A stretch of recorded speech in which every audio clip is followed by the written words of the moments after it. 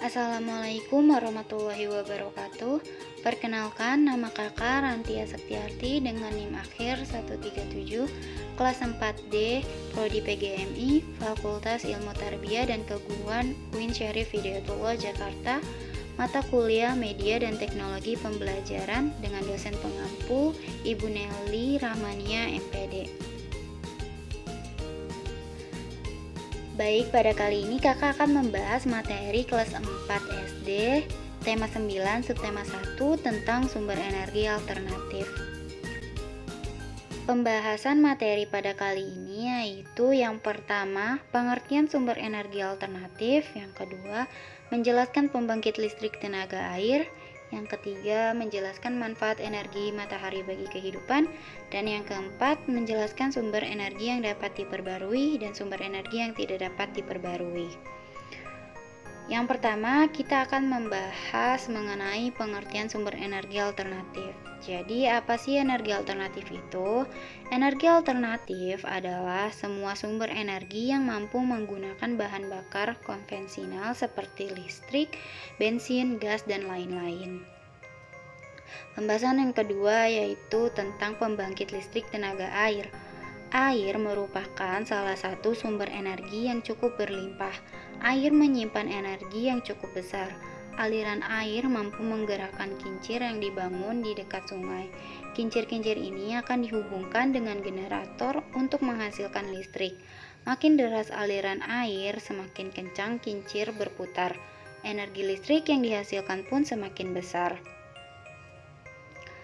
Coba kalian amati gambar pembangkit tenaga listrik berikut.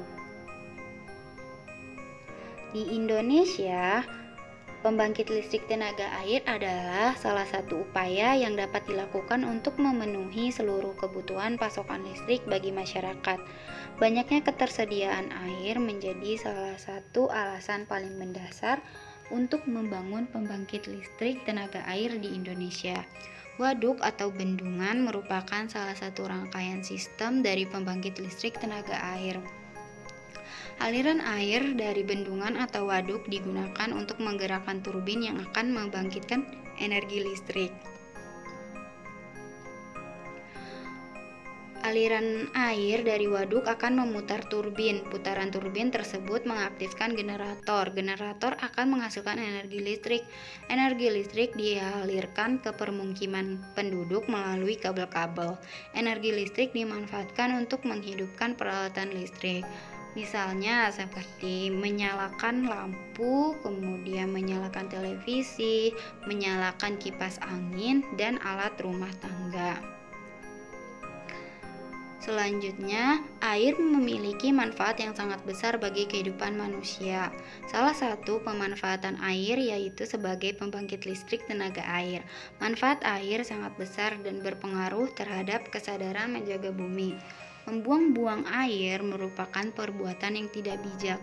Oleh sebab itu, dalam pemanfaatan air hendaknya diimbangi dengan sumber air yang ada di bumi. Air dan listrik menjadi kebutuhan manusia yang tidak bisa digantikan oleh apapun. Kegiatan sehari-hari akan terganggu ketika pasokan air dan listrik terganggu. Pembahasan yang ketiga yaitu tentang manfaat energi matahari bagi kehidupan. Matahari merupakan sumber energi yang dapat diperbarui. Selain itu, matahari juga merupakan sumber energi terbesar yang ada di bumi. Jadi, apa sih manfaat energi matahari bagi kehidupan? Yang pertama yaitu sebagai sumber penerangan. Yang kedua, membantu proses fotosintesis pada tumbuhan. Yang ketiga, sebagai sumber energi listrik. Yang keempat, sumber vitamin D. Yang kelima, membantu proses pengeringan. Dan yang terakhir, membantu proses pengawetan makanan. Pembahasan selanjutnya yaitu tentang sumber energi yang dapat diperbarui dan sumber energi yang tidak dapat diperbarui. Sumber energi yang dapat diperbarui merupakan sumber energi yang tidak akan habis meskipun digunakan secara terus-menerus. Sumber energi ini dapat memperbarui diri. Ada pula dibutuhkan waktu berjuta-juta tahun agar minyak bumi dan gas tersedia lagi sumber energi yang bisa diusahakan atau dibuat oleh manusia. Meskipun demikian, kita tetap harus bijak dan hemat dalam menggunakannya.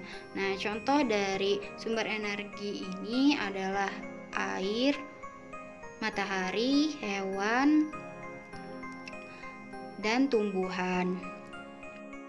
Selanjutnya, sumber energi yang tidak dapat diperbarui. Sumber energi yang tidak dapat diperbarui merupakan sumber-sumber energi yang akan habis. Sumber energi tersebut juga tidak dapat diperbarui lagi. Pada umumnya, minyak dan gas merupakan sumber energi yang tidak dapat diperbarui. Contoh dari sumber energi yang tidak dapat diperbarui yaitu minyak bumi, batu bara, dan gas alam. Baik, sekian materi yang dapat kakak sampaikan. Selanjutnya kakak ada kuis untuk adik-adik semua.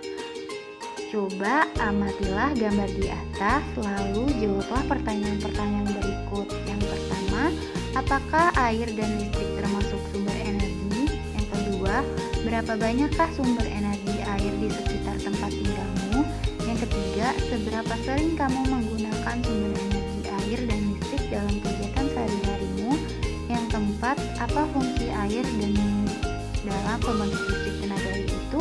Yang kelima, mengapa untuk menghasilkan listrik perlu dibangun sebuah bendungan? Silahkan diisi pertanyaan-pertanyaan tersebut di dalam buku tulis kalian masing-masing ya. Baik, terima kasih sudah menyimak videonya sampai akhir. Semoga videonya dapat bermanfaat.